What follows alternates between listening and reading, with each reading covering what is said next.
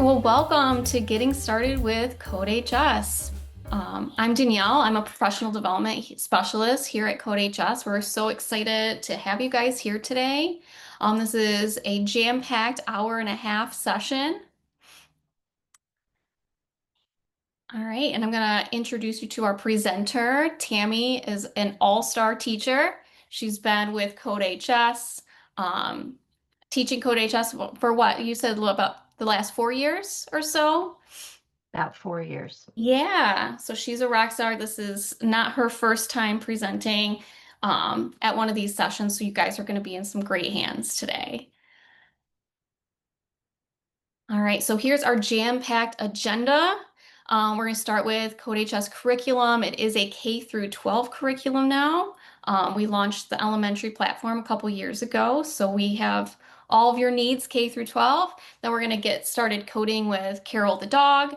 You're going to get a chance to look at what the students see on their end, get that student perspective.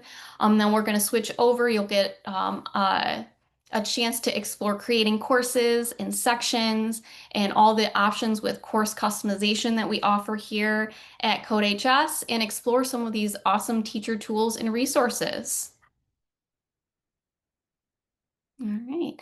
All right. So today, if you have any questions or you need to communicate with us, myself and Lindsay, another professional development specialist from CodeHS, will be monitoring that Q&A. It's at the bottom of your screen. You'll see chat, raise hand, and that Q&A. So if you do have any questions or run into any issues, we will be able to monitor that. So leave that feedback and that option there.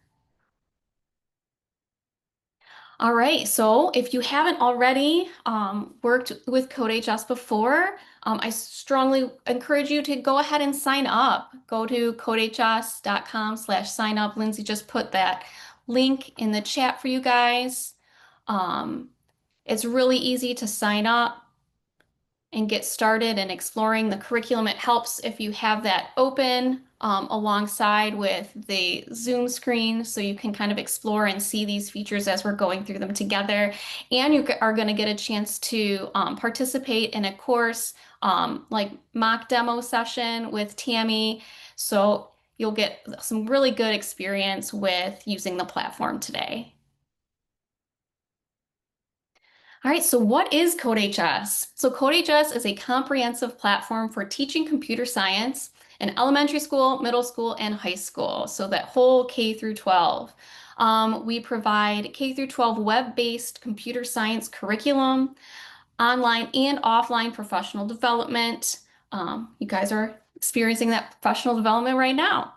And a full software platform with teacher tools and resources.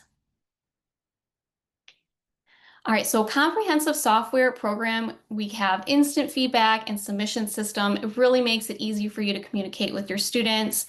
There's a lot of auto grading that happens to make your job easier, can look through the students' code really easily.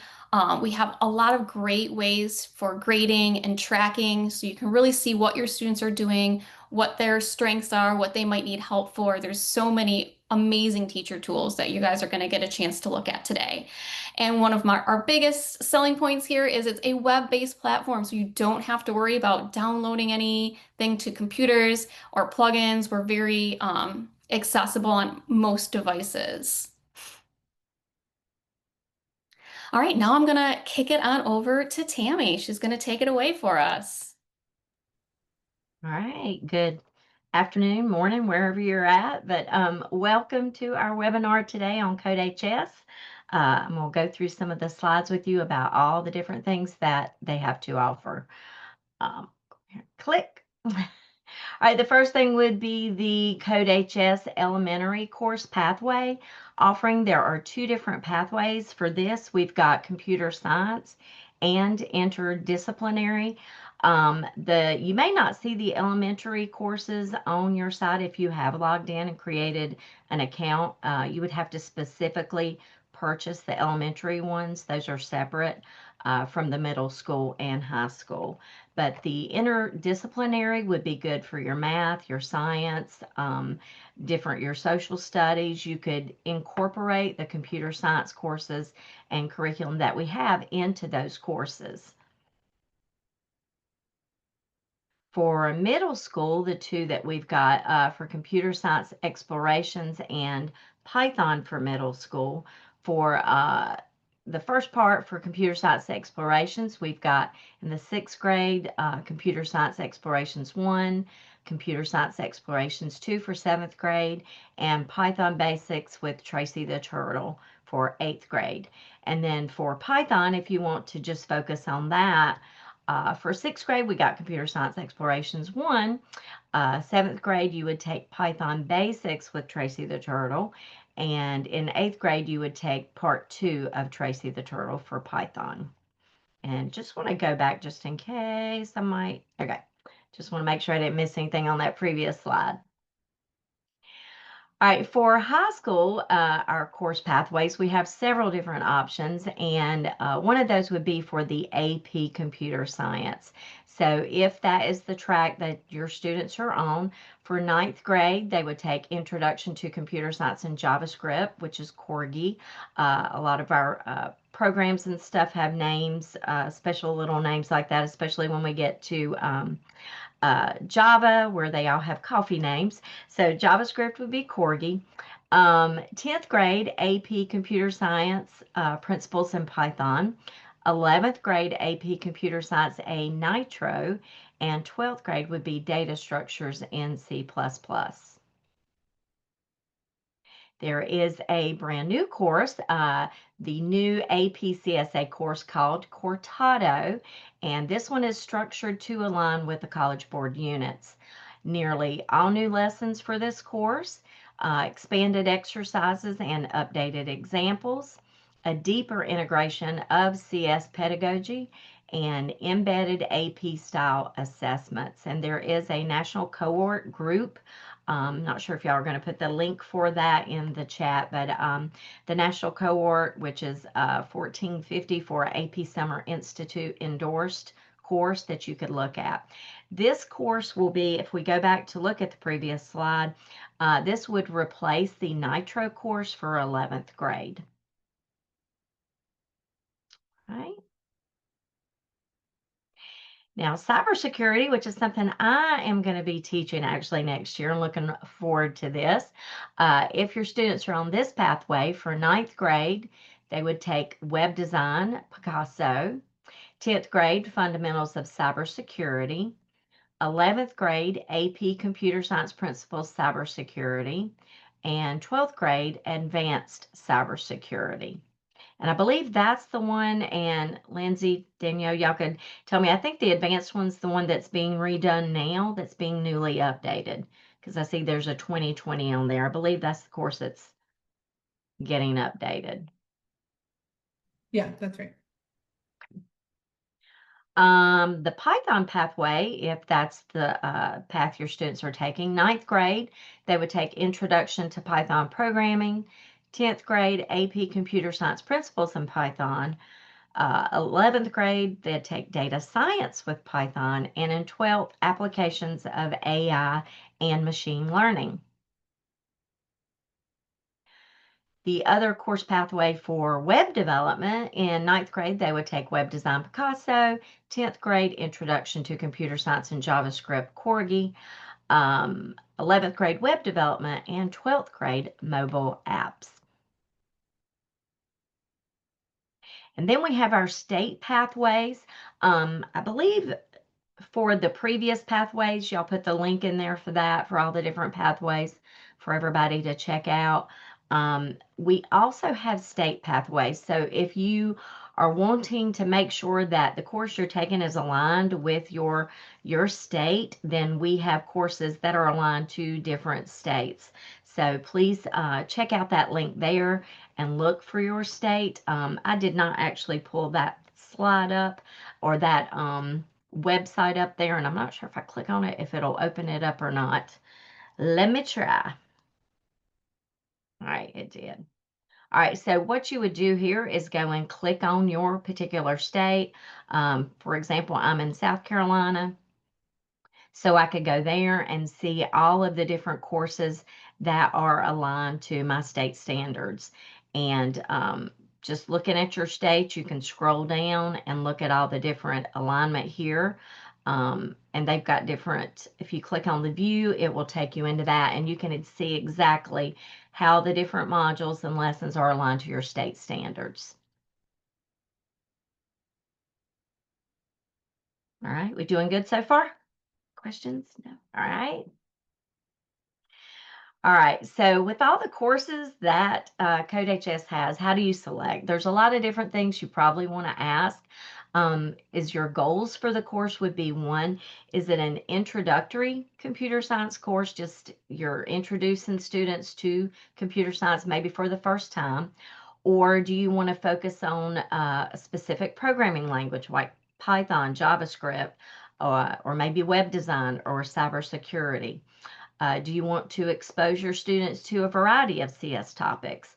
I know fundamentals of computing in that particular course, because I've taught it before, in there, we expose students to JavaScript and web design. And then the difficulty, how difficult, is it an AP level course, or is it, just an introductory course? So these are the different things you need to look at when choosing a course. Also, other considerations is timing. How much time do you have? Is it a semester? Is it a year-long course? Is it a block schedule or regular schedule? The timing is definitely something you want to look at. The readiness, do you want your students to do block coding where they drag and drop blocks, or do you want them to actually be doing text? And for some of the courses too, you can turn that off or on. That's an option. So I know in my courses, I keep the blocks off and we always do text. Of course, I'm teaching high school students, so we always use text-based, but you can choose that for several different courses. The difficulty, are your students beginners or do they have experience? And then the standards, do you want to make sure you're aligned to your state specific standards? So that might be something else that you want to look at. All right, so before we transition over and look at the course catalog, which is what we are going to do, explore course offerings, filter courses by grade, language, and I'm going to show you exactly how to do that. The level, view course syllabus in the unit overview, and enroll yourself and your students in courses. And we'll also do that here in a moment too. All right, so this is what the course catalog kind of looks like when you go to filter it, and I'm going to show you that. I believe on the next one, our activity, I'm going to go ahead and jump over to that so we can go check it out. We're going to explore the course catalog by filtering the course catalog to your needs, open a course overview page, open a syllabus document, and ask questions in the chat. So if I go ahead and navigate over to, let me see, not this tab, but the other. I'm going to flip to it. Here we are. The course catalog, there's several different ways to get to it. You can, if you've already logged in, if you're already there, if not, you can do that here in a minute. But if you're in, you can go to My Courses at the top and click on that and go there. Or you can also go to Course Catalog over on the left under Curriculum. So there's one way. And there's also a link here. If I go back to the slide, right here, codehs.com, course catalog, if you guys want to go to that.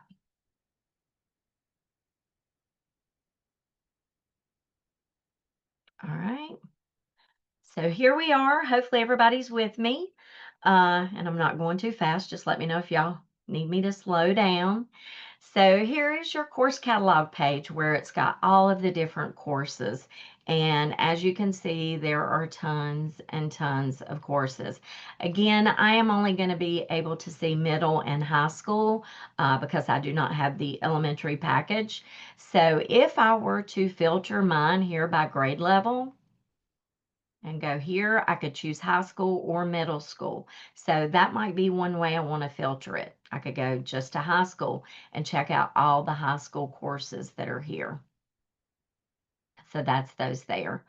Or maybe I want to search for a course for my state. I could go here and go down to my particular state and click on there. And it'll show me the courses that are made to align to South Carolina state standards. So there's the courses for South Carolina. So there's several. Okay. Maybe you want to filter your course by the time frame. Maybe you just need a semester or a year or a semester or a quarter. Maybe you're just looking at a unit, or maybe you're looking to do hour of code in December or any time of the year actually, or for coding club if you have that. You could do hour of code activities just to show you that we have several of those, several hour of codes. If you're looking for a semester, you could do it that way. And then you could even go and filter it by the grade level here. You could filter it by the state, lots of different things. Okay. Another thing that you could do too, I'm going to go back and clear these, is maybe you just want to search for, let's say, all the Java courses. You could go here and search for a particular course. You can see the ones I've searched for. But if I were to type in Java, I would see the courses that actually have some Java in them. Okay. Or we've also got tags. The courses have tags on them. You can look at state courses, new courses, AP courses, Java, Python, JavaScript. We also have several courses that are available in Spanish. So the students can, if you've got Spanish speaking students, then they can actually, see it in their home language. And you can note that by this over here. That'll tell you if the course is also available in Spanish. All right, has everybody had a chance to look at the course catalog? Check it out. There's a lot of different ways. Again, there's two different ways to go into this. Over on the left-hand side, as long as you're on the teacher part, the teacher view, then if you go down to the curriculum, you've got course catalog there. I see all the thumbs up. Thank you guys. I can see that. Can't see the chat, but I see the thumbs. And you can click on my courses. You can see I've got a lot of courses here. Scroll to the bottom and you can view the course catalog there.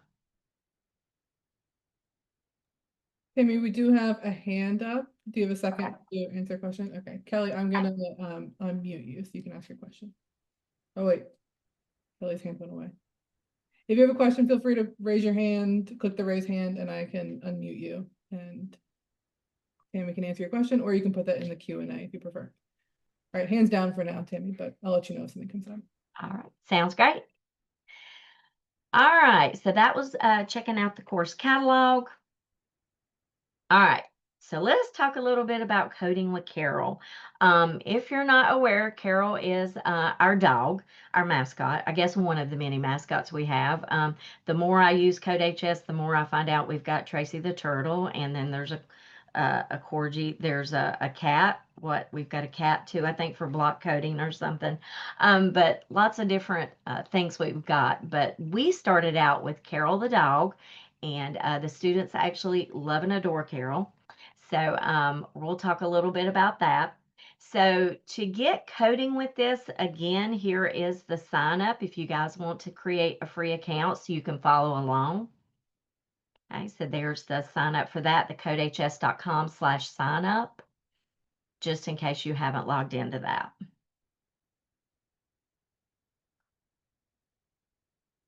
All right, so we are going to experience a Karel JavaScript lesson together. So the first thing I want you guys to do is log in or sign up for a free account.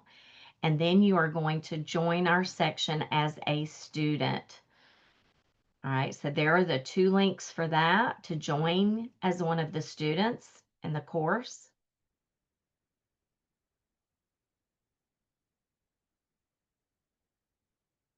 And I can go back if you guys need that for a little bit longer. Let y'all get joined in. Give y'all just a few seconds to get into that. And we can always, I guess you've got the link in there. So if you're not in yet, let us know.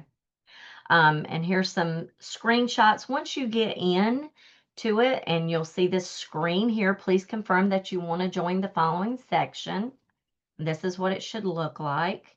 You're going to choose Join Section. And then you're going to go down to Find Lesson 1.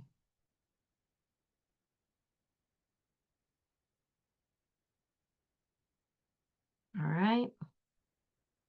So I'm going to go ahead and flip over to that.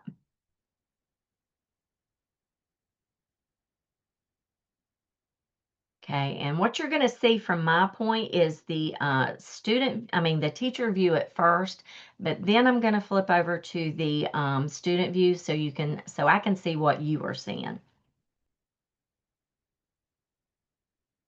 Okay, you can see some of your co-teachers here, and then all of you that have joined. Wow, we have a lot. Okay. I've even enrolled myself as a student, so I'm down here too. All right, very good. All right. So this is what it's going to look like. If I am right here, what is your role in this section? I wasn't sure or not whether I should change that or not when I was playing around with this, but this is the teacher view that I'm currently on. I can switch to a student view, okay, and it shows that I'm not currently enrolled in anything right now because I logged in as a different email. All right, so the way I usually teach with this, though, is go through the lessons. I will click on this. This is the course that you all have joined. And then I will go to assignments. And the first unit is actually just showing a unit here. There's not much in this unit. If you guys have clicked on that, you probably noticed you can't really open anything in there. It's empty, but it is just unit 1. And then unit 2 is programming with Karel. And you guys probably see all the different stuff in here. All right. Now this is where I can switch it over to student view. And I can see it as a student would see it. And sometimes it takes a little while to load. So while that's loading, I'm going to flip back over to the PowerPoint. And we're going to get into the different parts of the IDE. Is everybody good so far? Any questions? Everybody's good? All right. Awesome. All right, so it's still trying to load student view. Just wanted to flip that over and show you guys what it looked like because it does look a little bit different. What you're seeing on your, okay, sometimes we have this.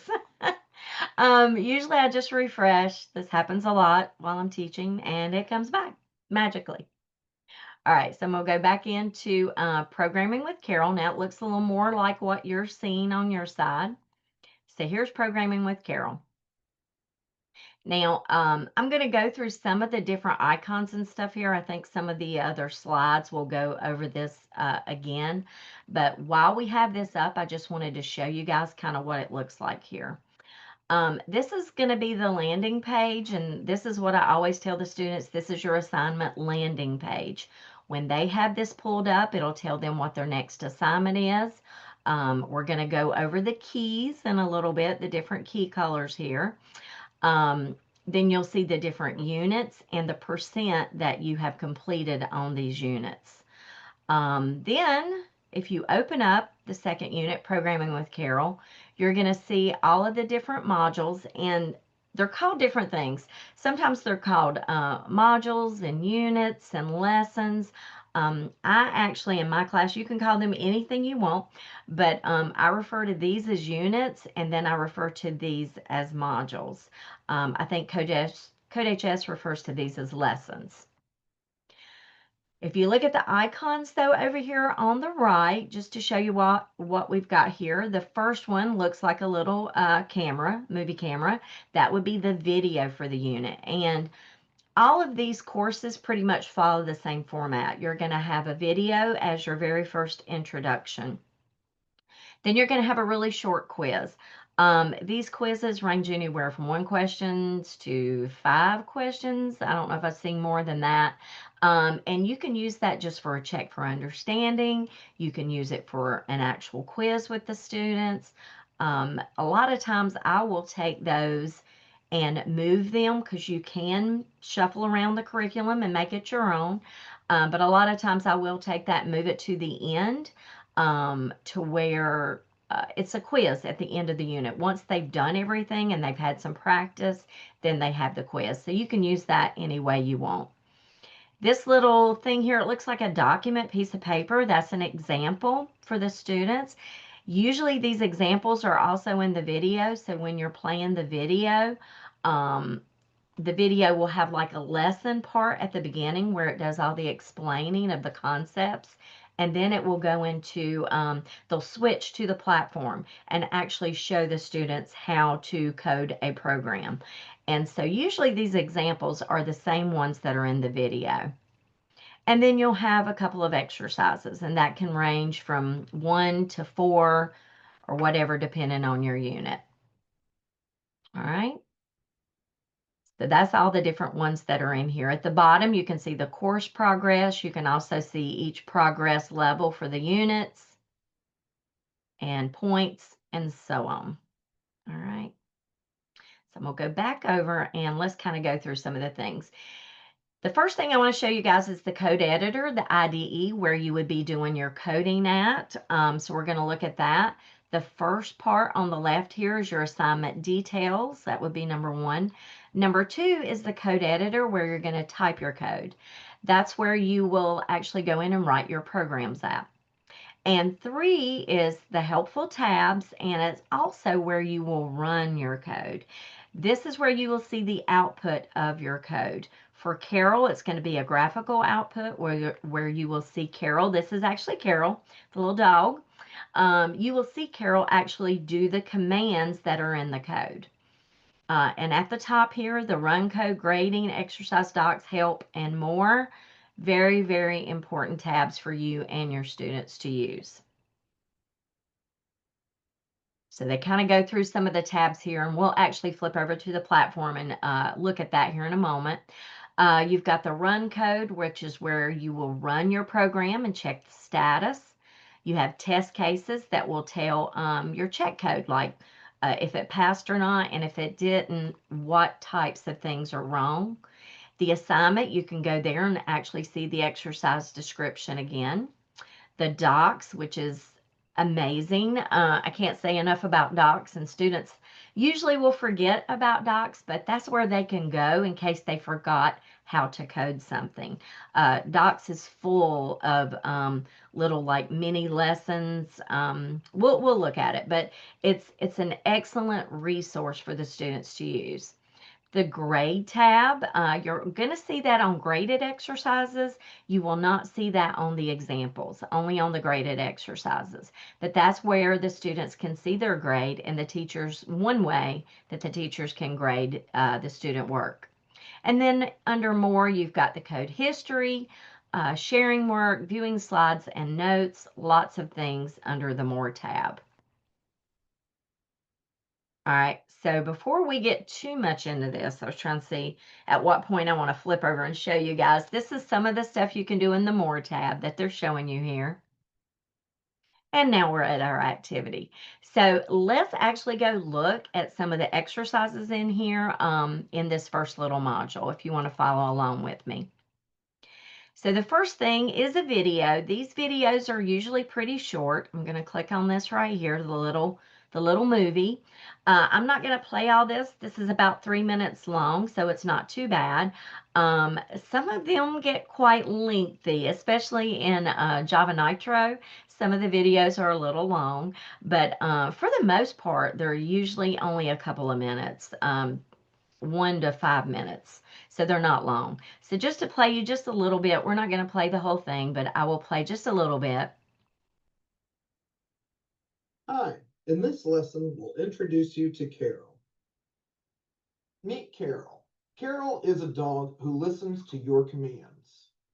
Karel lives in a grid world enclosed by walls. All right, so you can see there it kind of goes through some of the instructions of explaining the code. And then as you get further on down, it will actually pull up the IDE. Like I said, they'll transfer over to the platform and show you how to code. Using a variety of commands that are listed under the quick docs on the left-hand side. We're going to move Karel using the move command. We're going to move her 2 spaces, so I'm going to type the move command twice. And let's run that and see what happens. And Karel moves 2 times. Now, you can also... All right, so again, it goes from the lesson to actually showing you how to do the work in the example. One of the other good things I like about this, and I will tell students on the video, is that they can go to slides right here. So maybe they want to go back to the video and not necessarily watch the video, but just look at the slides again. So they can go back and then flip through the slides and see all the different slides in the video. So that's pretty cool feature too. All right. So to keep navigating through the platform, once you finish, you can click continue on the right, or you can use the navigation bar down at the bottom. So once you've watched the video, you can go and take the quiz, and that's the next little thing with the check mark. Check marks are quizzes. I think I missed telling you guys that earlier. If I click on that, it is loading. Those are your quizzes. And once it loads, I'll show you guys that. Hopefully some of y'all have already taken it. I think this particular quiz has 1 question. We're having a slow day today with it loading. And I just got fiber in my home, so. All right, so there it is. So here's the quiz. So which of these is a valid Karel command? So not sure if you guys know the answer to that, but it would be, it's like my students always tell me, when in doubt, choose C, right? Check. Okay. So you as a teacher can go through, this is what I do too, is go through and take these quizzes. And that way I'm kind of prepared. And when I go through the questions and stuff with the students, if they're really hard, I can kind of lead them towards the right answer. But you can go through and take these quizzes. Just make sure you always reset your quiz if you are teaching it with your screen. So just make sure you do that. So that's your little quiz on there. And I love how you can check each one individually as you go. All right, so moving on to the example at the bottom. And we will actually see our IDE. All right. So here's what the IDE looks like where the students are going to program. IDE actually stands for your Interactive Development Environment. On the left-hand side, you've got your example program. You can show the exercise again. I clicked off that screen pretty quick. So if you need to go back to that, you can always click it again there, and it will go through the examples. And it says, this is an example for the lesson. You're encouraged to play around with it, run and change the code, and learn how it works. When you are done, click continue to go to the next problem. Usually from several of the different courses I've taught, a lot of them just say this, this is an example, play around with it. Some of the examples actually tell the students, give them challenges like try changing the code to do this, or try changing the code to make, Karel draw a square instead of a circle, or it will give you challenges. And I think those are good opportunities for the students to play around with the code. You could use those maybe as part of an assignment and get the students to actually change the examples. So when we go into it, here's our example. On the left-hand side, you've got the show exercise here. Some quick docs that will remind the students of the commands and how to type them. And then here, it's going to give you your lessons. And these can be different depending on what program you're in. Some of the programs you're going to see files over here on the left-hand side. So you will actually see the different files that you have in the file names. Here in the middle is your code, and you can actually type in here and change it. And we'll actually type some code here in a moment. I'll do that with you guys.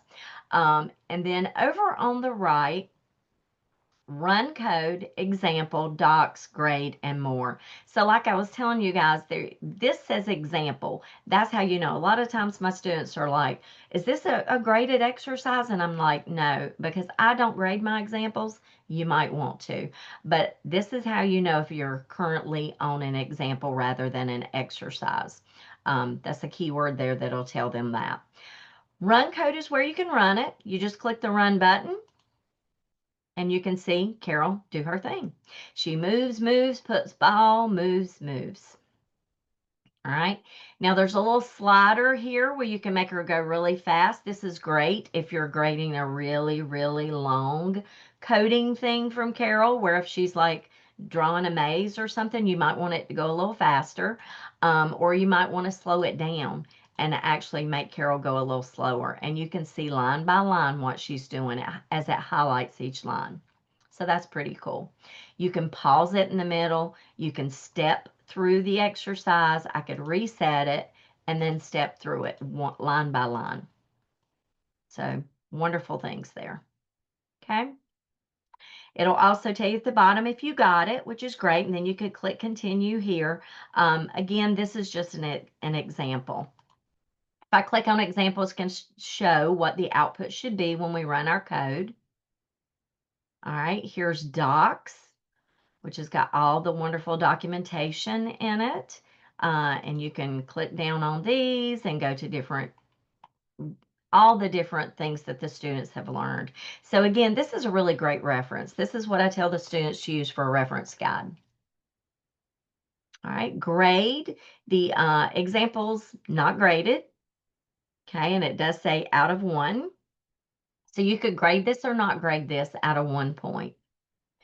And then more, you've got conversation where you can communicate with your student. You can ask a question or they can ask you a question.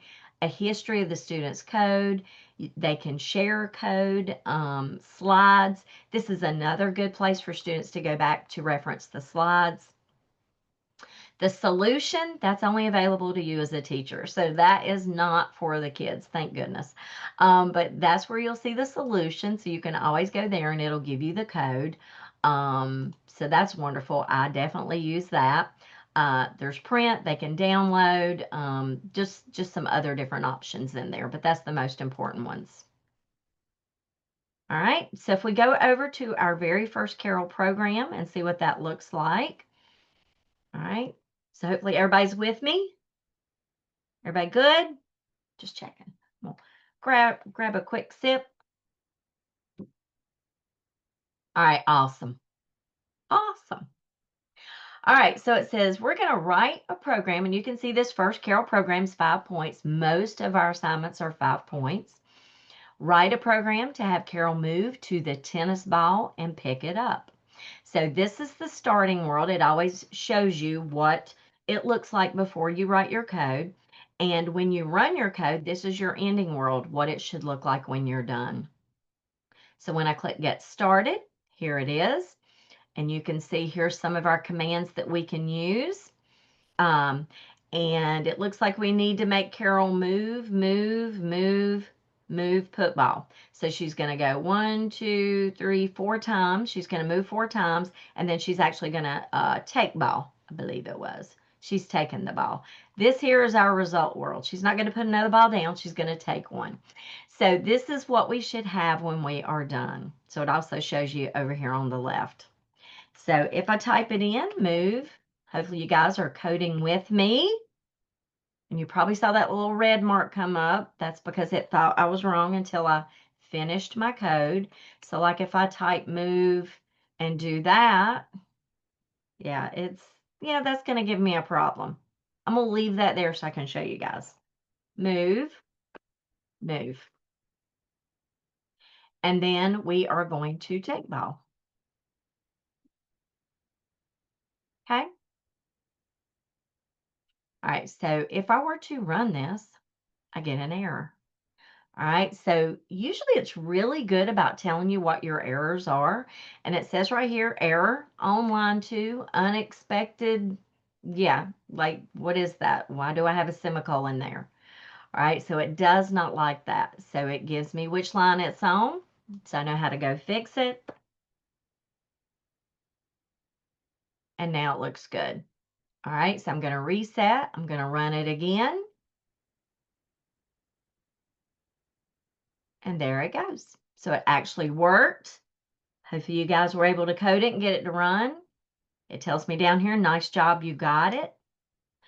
And I always tell my students 2 things. Run your code to make sure it does what it should do, and then check code to make sure that you actually got all of the checkpoints that CodeHS is checking for. So you can see here I passed functionality, the style.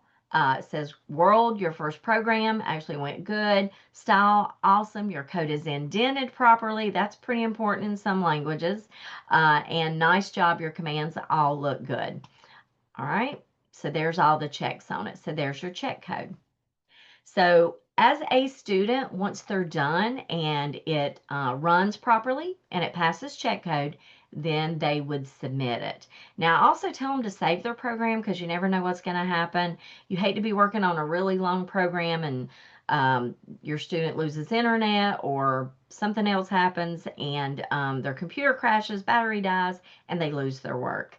So make sure they do always save. So save often is usually what I say. And then submit continue when they're done. And it'll tell you again that you've done a good job. All right. And then it goes on to the very next exercise. All right. Anybody got any questions? Just checking in to see if everybody's good. Lindsay, Danielle, any other thing? We do have one question that just came in. Do you tell students to type in the commands to get used to typing them in instead of copy and pasting? Yes. It depends. For the most part, I do want them to type them in, so they're used to typing them. With copy and paste, you always have that possibility of students cheating, of finding the answers online and then copying and pasting them over to CodeHS. So I, as a teacher, usually have copy paste turned off. However, some of the exercises that I've had like in Java and Python will be like, take the previous exercise, your code from the previous exercise and change it to do this or add on to it. So when I have exercises like that to where we have like part 1, part 2, part 3, part 4, I will allow copy paste. I will allow that. Okay. Is that it? All right, while we're down here, before we flip back and continue, I did want to show you guys some of the colors down here. I want to go over that. And there is a slide for this that will go in more detail, but you can see here like the yellow. What this tells me when I look at a student's colors, I can see that the yellow means they opened that video, but they did not finish watching it. So that the yellow always means, yeah, they opened it, but they didn't finish it. The green means they completed the quiz, the exercise, whatever it was, they did complete it. For the examples, that just means they opened it. The light green means that they submitted their work to me. I know that they submitted it, it's teacher graded, and it's waiting on me to grade it. For the quiz, you can see it's automatically green, like a dark green. That's because it's auto graded. Quizzes are set, I believe, default to auto grade, that you can set that. And the gray, that's when I know students have not opened their work. So when they tell me I did that assignment and I go and I look and I see it's gray, I'm like, you haven't opened it. You haven't even opened it. So that is one thing that I can do with that. All right. All right, let me see what's next. we'll just go through this really quick because I think we got a break coming up in just a few slides. Module lesson and assignment. Again, these are referred to as modules. This is CodeHS's terminology for it. You can use whatever you want. This is a module, and these are the different lessons inside the module. And this would be Unit 1, and then you got 1.1, 1.2, 1.3, so on and so forth. And all of these will be like 1.11. Yeah. You see the hierarchy there. And this would be your different assignments for it. The grading key colors, that's what I went over with you guys, just the different colors. There are lots of colors. There's a few more that you did not see.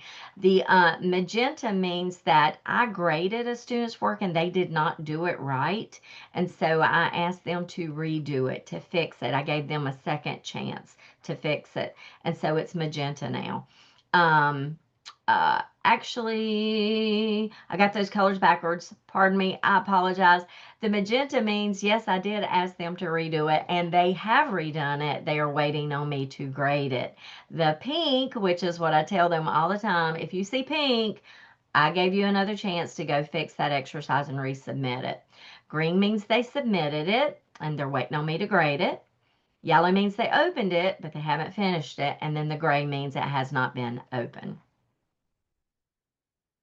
And the lesson format, I mentioned to you guys, you have a video, a quiz, some examples, and then your exercises, all in that order.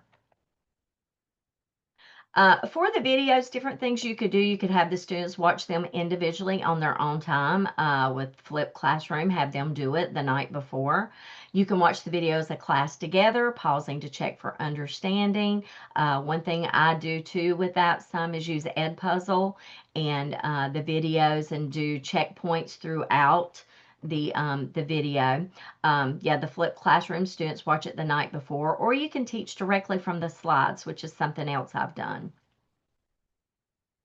The examples, you can use those just to show how the coding concepts work. Again, a lot of times I'll pull up the examples, and if it doesn't tell me to, if it doesn't give me challenges, I'll go in and I'll change the code just to show the students, like, see what happens when we do this, or what if we were to do that? What do you think would happen? So I do use the examples, and I tell them, play with these examples. That's what they're there for. Change the code, see what happens, play around with them, because I do not grade the examples. Practice reading the code with a code tracing activity, or modify it by adding a coding challenge.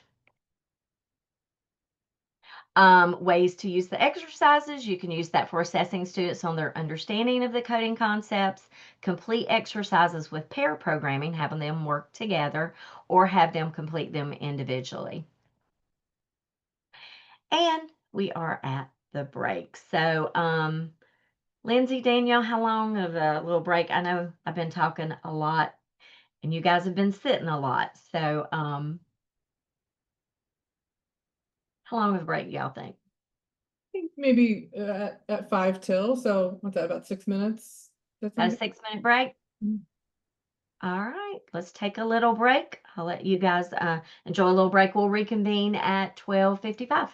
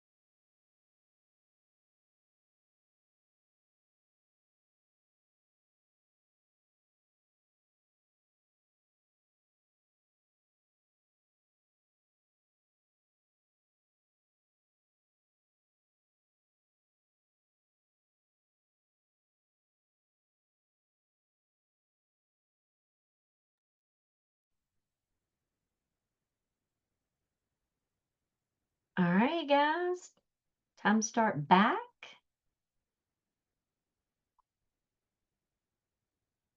That was a quick break, wasn't it?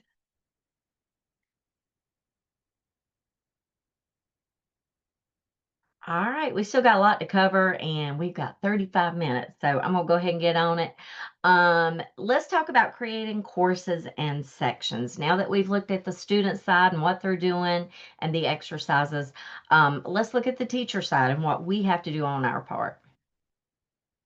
All right, so the CodeHS course catalog, we've got your courses. There's some different terminology here. There are the CodeHS courses, which you basically make a copy of. So that would be under My Courses. When you make a copy, it's going to be under My Courses. And then you will have sections inside your courses that you will create. And this could be for different periods. Maybe you teach 2 sections of Java and 1 of Python. So you can have sections under that course. You don't have to create a whole separate course for it. So we're going to look at how to create these courses, and that will be under the Assignments tab as a teacher. So you would click on Courses and then create course. There's a couple of different ways. In the left-hand menu, you would click Courses and then Create Course. Here is how you would get to it. There's also the green button here, if you guys can see me and my mouse. Create New Course, that's another way that you could do it. You can name a course and then choose Create. Once you do that, you're going to choose a name for your course. If you didn't do that in the first part, you will actually name your course. And if you've got different sections of it, like for different blocks, I would name it one thing. You don't want to name it like first period if you're going to use it for, or first block if you're going to use it for first and third. So you would just give it a general name, like Fundamentals of Computing. And then I would have different sections underneath that. I might name it Fundamentals of Computing Fall 2025, so I know that's the actual course I'm using. So you'll choose a name for it, and then you're going to use, there's different options that you've got here. You can use a course template, like from one of the CodeHS courses, or you can start from scratch and create your own course. So maybe you just want to use bits and pieces of what CodeHS has to offer. You don't want to take a whole course, or what I usually do is take a whole course and then modify it the way I want it. Like you can rearrange things, you can remove things, you can put certain things in the gradebook and other things you can take away. You can assign certain things and not assign others. So it all depends on how you want to create your course. So right here it's showing you can see, I'll quit moving my mouse so you can kind of see theirs. So this is just a little video kind of demonstrating how you would do that. They're going to call it New Course, which of course you wouldn't use that, but and then you would choose to use a course template or create from scratch, and then you would have your different courses there. Okay. And we'll go through this actually. I'll flip over to the platform and show you guys how to do this. You can also create new sections inside your course. So on the left-hand side, classroom sections, you would create a new section there.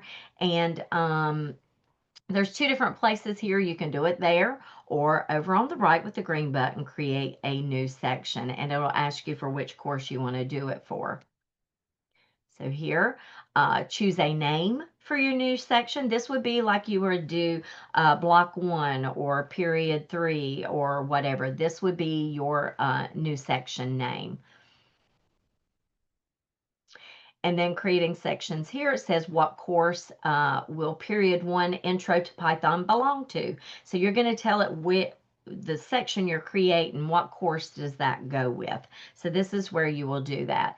Now, if you are using an LMS like Schoology, that's a whole nother thing, a whole nother training that we'd have to have, but it will actually create the sections for you as soon as students log in. And usually I go out there and log in from each course and it will create that section. Those sections are automatically created when they are linked to that LMS. So that is a totally different training, but yes, that will actually happen. You don't have to create sections for that.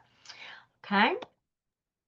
And then when you do, if you are doing it manually and maybe you don't have an LMS to link to, then you're going to have class codes that you will give the students to actually sign into. Kind of like I did with you guys today. You had, you logged in and you had a class code to join. So that's how you would actually get into the section. And you could either give the students that class code, the link for that, or you could email them. There are two different ways to do that. But the class code will show up over to the right beside the name, your course. You'll have your class code over on the right-hand side. So this is how you would invite students. You would click the invite at the top, and then this is the link you could give your students to actually join your section, or you could send emails to the students too, depending on how you want to do it. For managing sections, it's just showing here. You can, there's student IDs. This is just a general, like if I click on the roster, I'm in one of my courses and I click on my roster for that section, I can see their email address, their username, their student ID, their password in case it needs to be changed. Again, this is for like manual signups. Generally with an LMS, you're not going to have to worry about any of that. All right.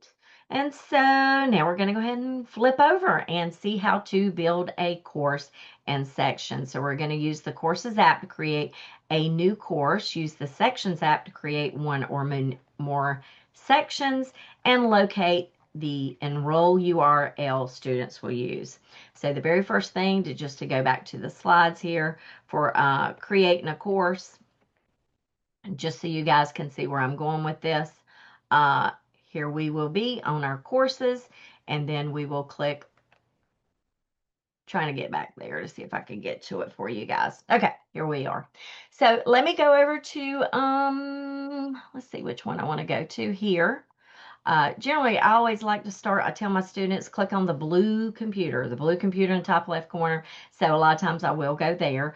This is kind of the teacher landing page. You can see all of your sections. That's what's going to come up.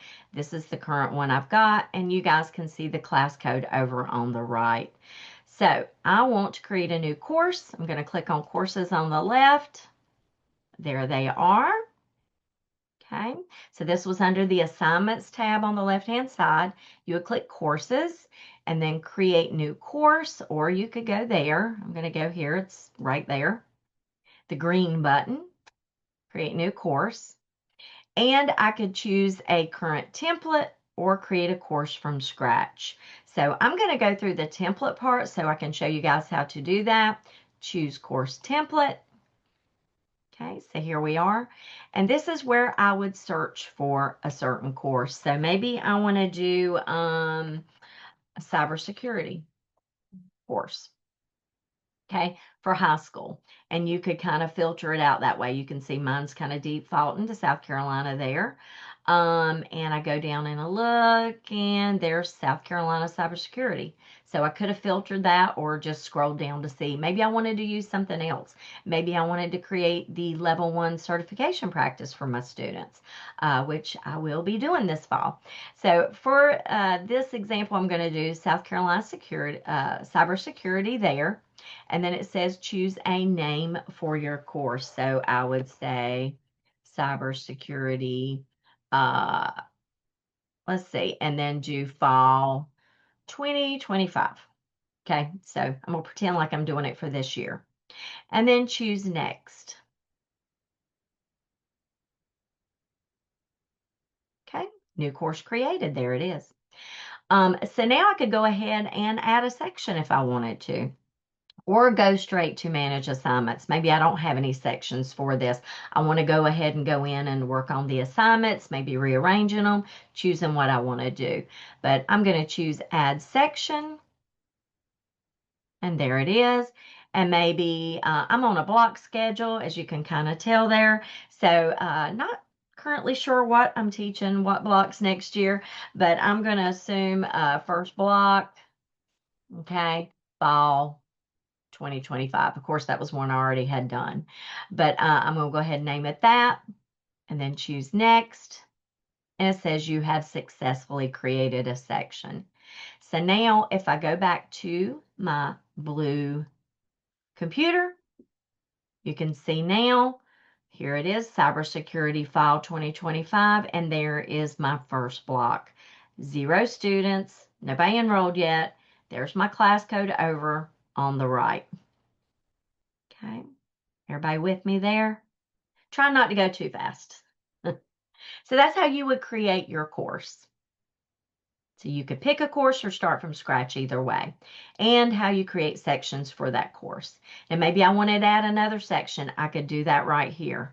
I could choose new section. You know, maybe I've got 2 just to show you what do you do if it'll pull that up pretty quick. And then I've got first block, let's say second block. Okay, next, what course will it belong to? A course you've already created or a CodeHS? My course. Which one? I've got a lot to choose from down here, don't I? Got a lot of courses. Yeah, let's see, there it is, cybersecurity. Okay. All right. So if I go back, now you guys can see I've got 2 sections under cybersecurity.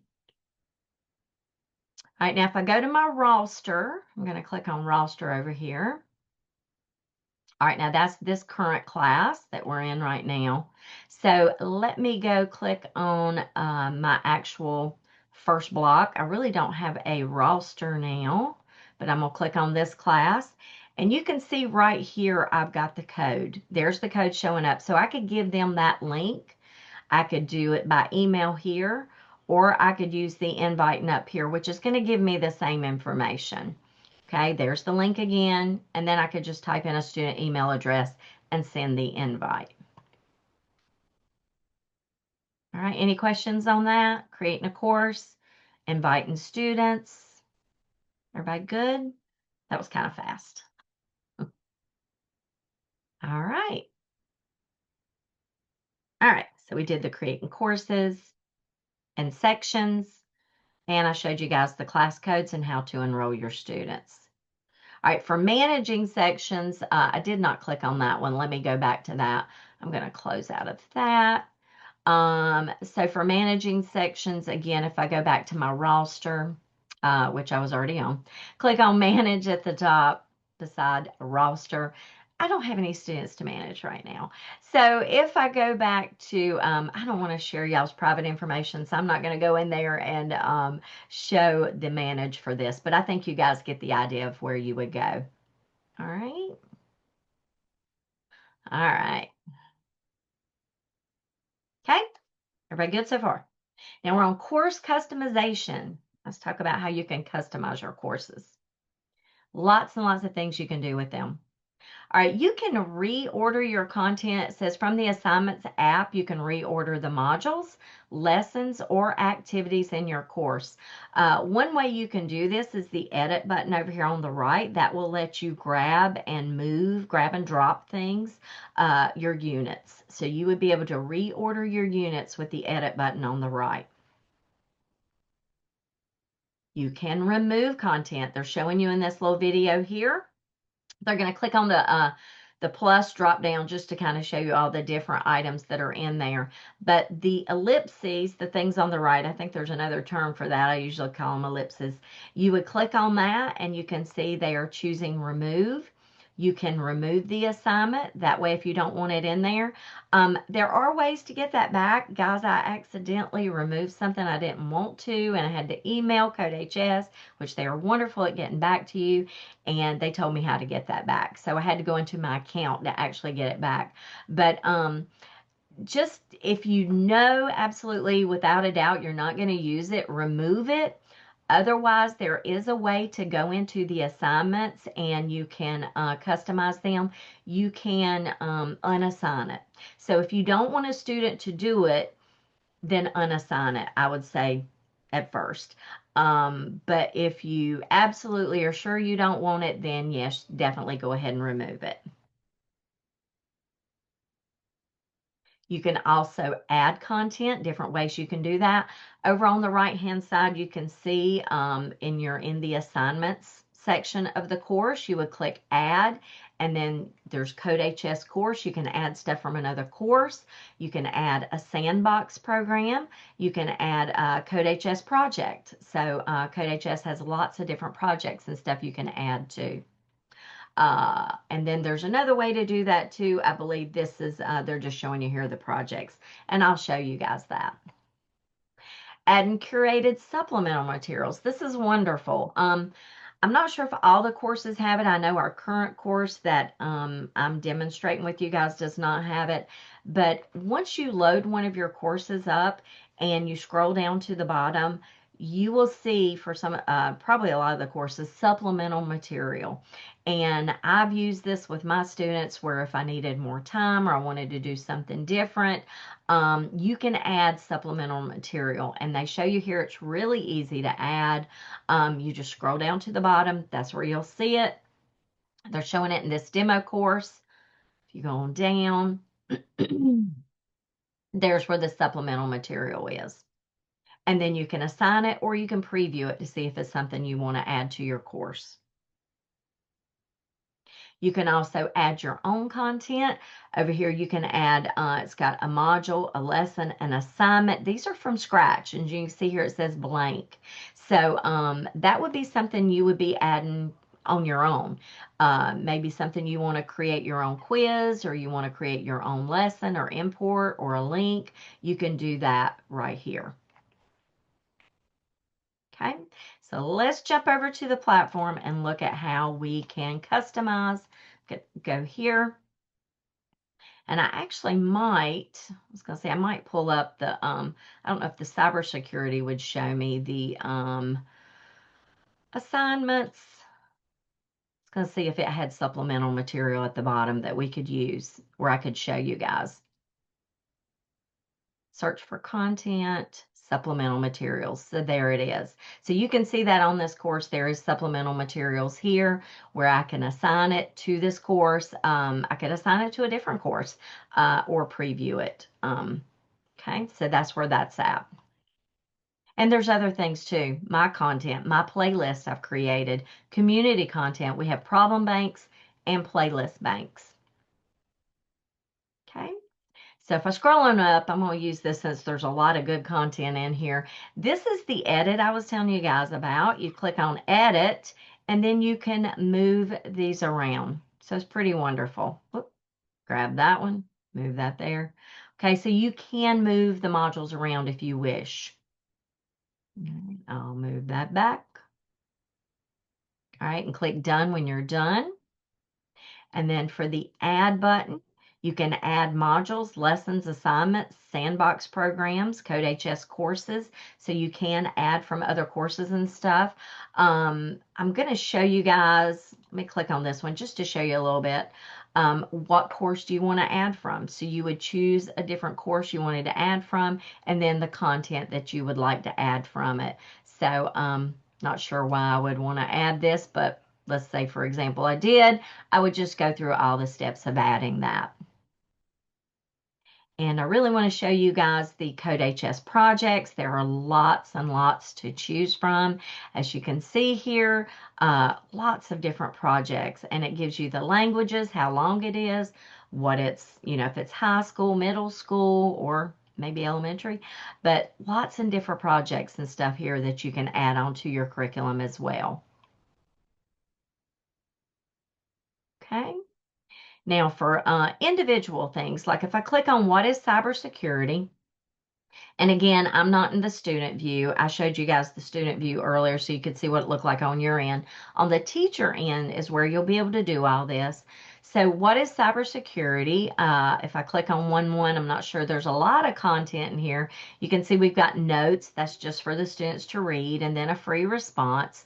But let's see. Let's say I go down here to 1.3. 131, what is cybersecurity? I can see that's a video.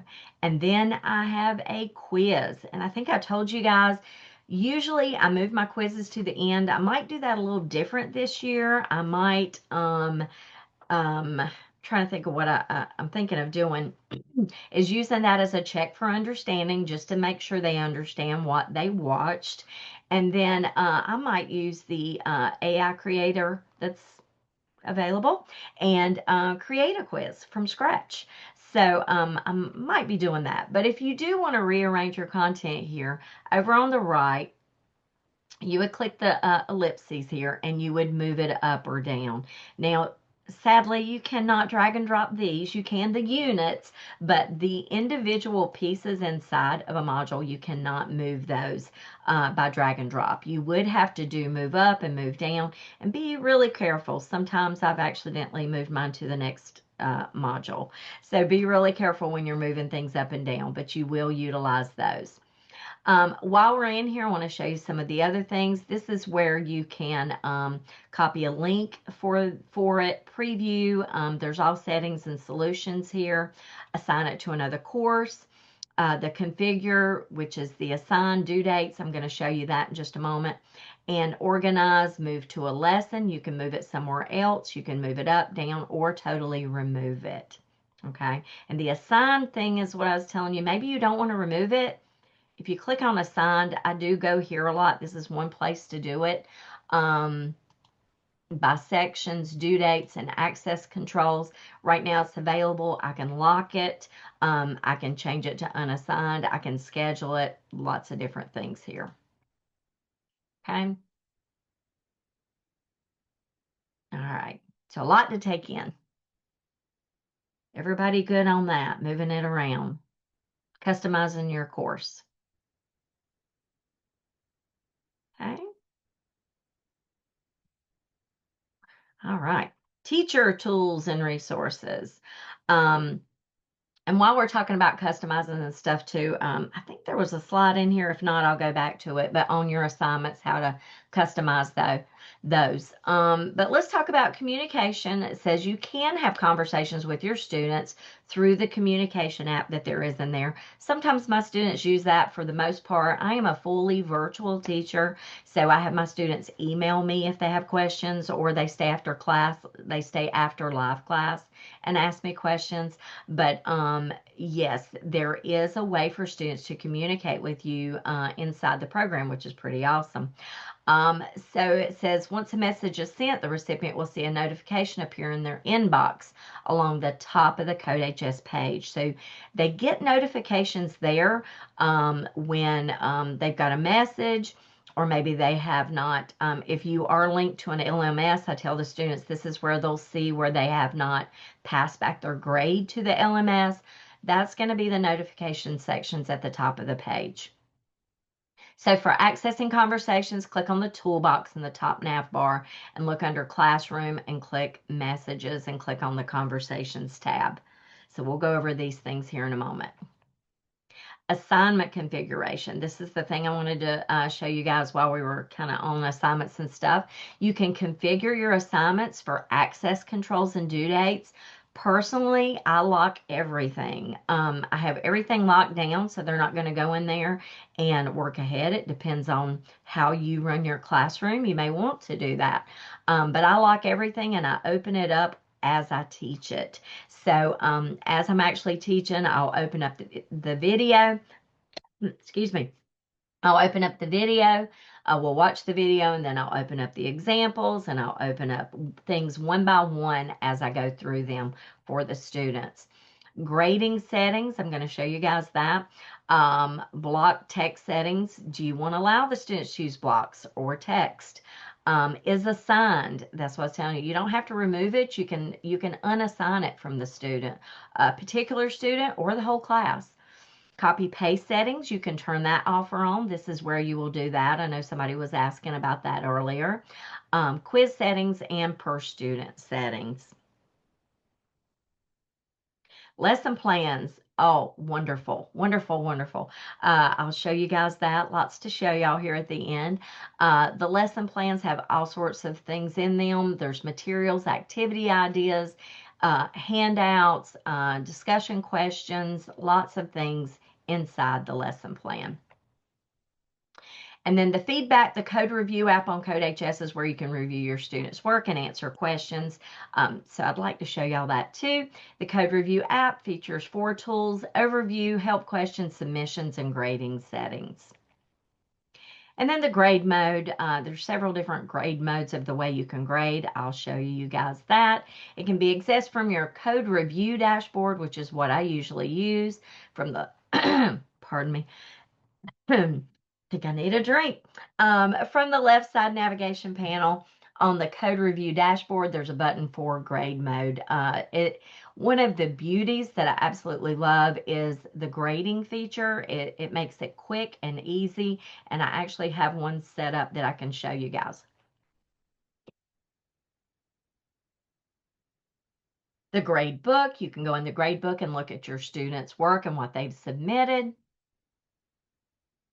And the academic integrity, which is wonderful. You can go see what the students have done. There's actually, it's kind of funny, sometimes my students are like, you can do what? But you can actually play a video and see everything they coded, every little keystroke of what they did, which is kind of nice. So you can go back and play it and see everything that they typed out, how they did their coding. So you can do that and see if they copied and pasted. There are alternate exercises for several of the courses, and I use those. That way if there is a way they can find an answer online or something, I use an alternate exercise, and that really helps a lot with curbing cheating. Webinars and external source resources and code history that you can look at. Plagiarism report, code timeline, code history, code replay, that's the thing I was telling you about, and the focus mode. All right, so I know it says wrap up. I want to flip over and show you guys some of these things first. Just to go back, make sure I show some of these things with you guys. So first is communication. And again, like I said, I do not use this a whole lot. I don't know if anybody left me a message. That would be great if somebody did, and I could show y'all how that worked. But if I go back to our course that we're using for this class here, okay, here we are. And I can scroll through for one thing and see how you guys are progressing. So here's the progression bars where I can see where students haven't done anything, or I can see what they have done in here. For the communication part, again, like I said, it's something I do rarely use, but I have had students leave me messages on particular assignments. So if I go to the assignments tab,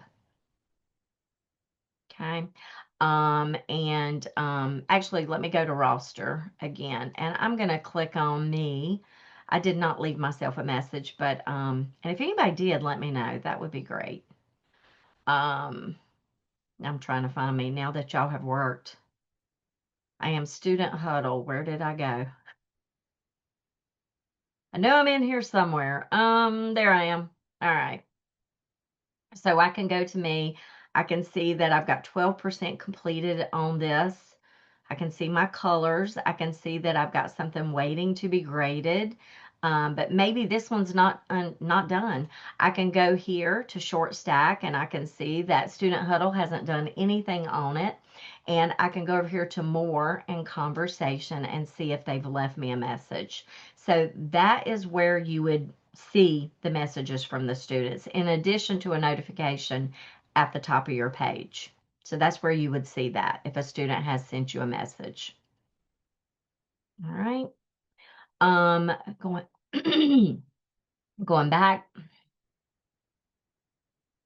If I go to our course and go to the assignments tab, okay, this is where I want to show the configure feature, where you configure all the different things. Keeping an eye on the clock. I don't want to keep you guys too long, but at the top is where you can set the access controls and due dates. So you can set due dates for assignments, whether it's available, you can lock it, or you can have it scheduled to open at a certain time. Grading settings. Okay, this is where you can make it teacher graded or auto graded. I usually have all of my exercises teacher graded because I want to make sure that I am grading their work and not just, there is check code built in, as I showed you guys earlier, so they can check and make sure they checked off all the boxes. But I want to look at their code too, because just because it runs and passes check code does not mean it's correct. I might give them specific instructions for doing it.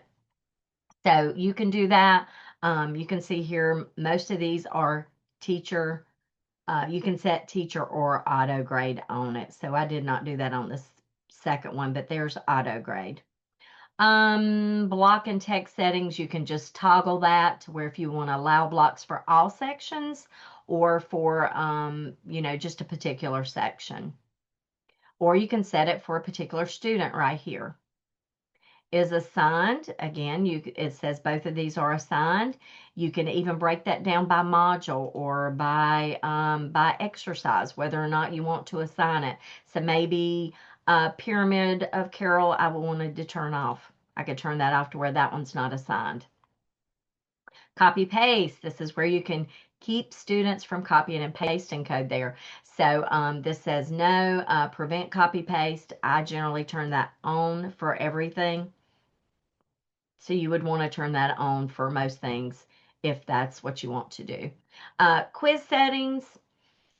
In here, this is where you can do certain things, but mostly this is for shuffling. There's some different things here, setting the attempts. If you want to give students more attempts, checking for understanding, showing them the correct answer if you want them to see that. So lots of different choices here. And shuffling. I usually shuffle my unit test, which are at the very end of every unit. That was something else I forgot to mention. At the end of every major module, the unit 1, unit 2, there's usually a unit test at the end, which ranges from generally about 15 to 20 questions. And then per student settings, you can go here and set things per students, whether you want to assign certain things to them, change their due dates, turn off their copy paste, or allow blocks. Okay. Trying to think what else. Lesson plans. I definitely want to show you guys that. So just last few things. Lesson plans. If I go in here and I go to the, let's see, assignments, and I go to programming with Karel, each module inside the units has its own lesson plan. That's this right here. So if I click on, say, Karel Can't Turn Right lesson plan, you get the objectives for it. It shows you the activities. You can view the slides, print the quizzes, print the slides. Solution references right here. Problem guides, which is wonderful to give the students. Handouts, which is another thing you can use, supplemental material.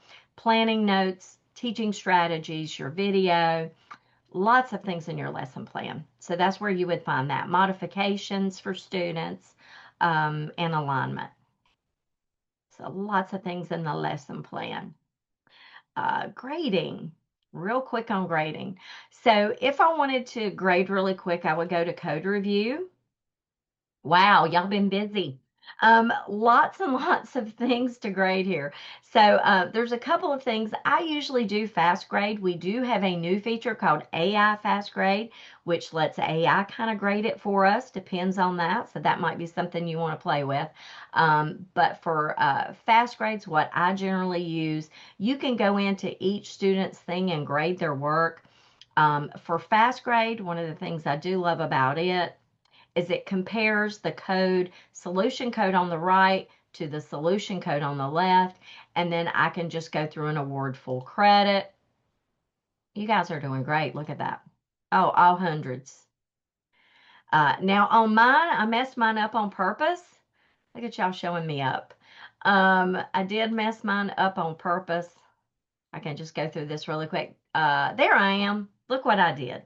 All right, so I made Karel go in a circle first. Now, it passed check code, it ran, it said it was great, but why did this student, this Huddle student, make Karel turn a circle? So I might give the student some feedback here and say, not quite, try again. I'd probably give them better feedback than that. But needs work. So this is where that assignment would turn pink for that student. So I could just give them another chance here. I could finalize their grade, give them 4 points out of 5. And there's canned responses you can create too. So lots of different things in here that you could do. All right, so that's the grading, gradebook, academic. I want to show you that really quick. I know it's 12:30. Is that okay, Danielle and Lindsay, really quick? Show them that, the academic integrity. Yeah, I'll go ahead and put the links in the chat for anybody that needs to go for the attendance, but Okay, yeah. great. Just to show y'all where to find this, it's right here on the left under grading, the last thing, academic integrity. And this is the honor code that we have. You can download, have the students sign that. How to prevent, talk about cheating. This was webinars on it. Plagiarism reports, alternate exercises, lots of different things that you can choose there. Plagiarism reports, you pull that up. And that's going to tell you what students have done. And this is where you can play through the different things. And you can choose on different students. It compares their code. So that's a good place to go through and look. I was going to see if I could find me, because I did not quite do mine correct. But that's where you would find that at, is academic integrity on the left. Really, really wonderful feature there. All right. So definitely something to look into. All right, I think that's everything. All right, thank you so much, Tammie. That was awesome. What a great display of all the information and a bunch of stuff that CodeHS has to offer. All right, so Lindsay put some of these links into the chat, but you do want to make sure that you complete the survey and you get your certificate of completion. But before we go, I know this was a lot of information, and it's also the end of the school year, and you're like, how am I going to remember all of this come the fall? So I want to remind you that you have access to the slides. There's so many ways to get support now that you have a CodeHS account. If you look on the left-hand side of your screen, you'll see there is a drop-down option that says support. The first 3 are the main ones. There's the support center and the knowledge base. The knowledge base is a huge encyclopedia that's all CodeHS. It will tell you pretty much there's probably an answer for any question you can come up with. But then we also have on the bottom right corner of your screen, you'll see this little blue circle with the kind of the chat bubble that pops up. If you have a question, you're having an issue, you can just type it right in the chat, and a specialist at CodeHS will respond to you. They're usually really quick about it. You'll probably get a response. I think the return rate is really, really high. So please don't hesitate to reach out to a representative if you have questions. All right, other resources, you can become a CodeHS certified educator. You can earn our micro credentials, which essentially is showing that you have mastered the content within a course and you are, prepared to teach it. We also have a great CodeHS Facebook community that you can follow and join to get help. And feel free to follow us on social media at CodeHS. All right, so please, please, please take our webinar survey. We really look at and value your feedback. And get your certificate of completion. You were here for an hour and a half, so show it off. All right, we do have quite a few upcoming summer PDs, some this week, some next week. So if you are interested in maybe learning more about specific courses, we have one the 5th, which is in 2 days, web design, which was my favorite course to teach when I was a CodeHS educator. But then we have JavaScript, Python, and then our 2 AP courses. So if you are interested in learning more about those, I really strongly recommend you can just go to codehs.com/freepd, and you can register for any of those for free. All right, and then if you are interested, now that you've learned more about CodeHS, you're interested in bringing it to your school or district, you can learn more, codehs.com/learn more, and it will kind of give you a form to fill out, and you can kind of get the ball rolling. Danielle, we do have one hand raised. Oh, yes. Edmetha, I'm gonna click allow to talk, and then you can ask your question. And then you should be able to unmute yourself. There you go. Can you hear me? Yes. Okay, so with the certificate, does it automatically send, or do I need to click on this link? What do I need to do? There is a link in the chat called Certificate of Completion. It's the http codehs.com/getting started-attend. Mm-hmm. So it should. If you click on that link, it'll, as long as you're logged in, it'll take you to a site that says, thank you for telling us you came. And then you'll get an email from hello@codehs.com with the certificate in it. Okay, well, okay, let me try again. Thank you.